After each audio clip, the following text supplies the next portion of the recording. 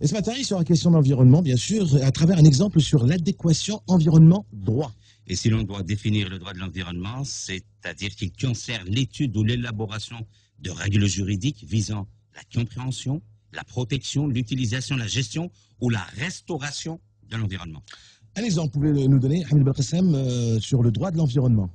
Direction Rouiba dans la région Est d'Alger, l'histoire pourrait commencer comme suit. Le cahier des charges du projet d'aménagement du lotissement Kadat de Rouiba a été approuvé par arrêté de M. le Wali d'Alger en date du 30 décembre 70. Les permis de construire ont été délivrés en 82 et les coopérateurs ont commencé à habiter en 85. Précision de taille, pour leur bien-être, les 184 coopérateurs ont payé et acquis un espace vert. Soucieux et de la légalité et du respect de l'environnement, les résidents du lotissement Kadat créent une association agréée en date du 21 mai 1996. L'appellation de l'association, c'est tout un programme. Association Solidarité et Fraternité. Jusque-là, c'est bon, Hamid, mais où est le problème? Le big problème, c'est que depuis quelque temps, l'espace vert du lotissement Kadat est menacé. Les arbres menacés d'abattage et la pelouse menacée d'arrachage. Un vrai massacre en perspective. Tout cela pour construire des villas. Et ce massacre annoncé à Rouiba va se dérouler en face d'une école et en face d'un jardin d'enfants.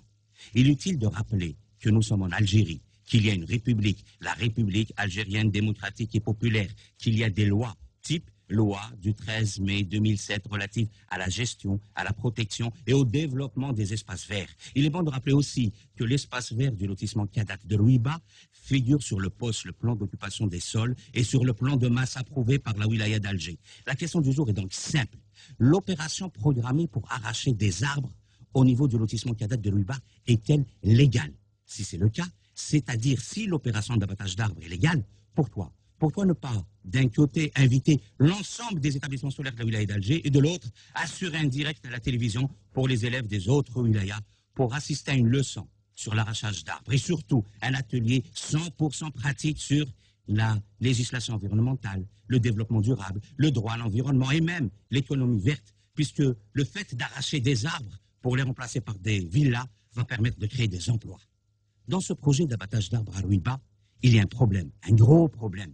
Depuis quelques années, l'éducation à l'environnement fait partie de l'ensemble du cursus scolaire. C'est magnifique.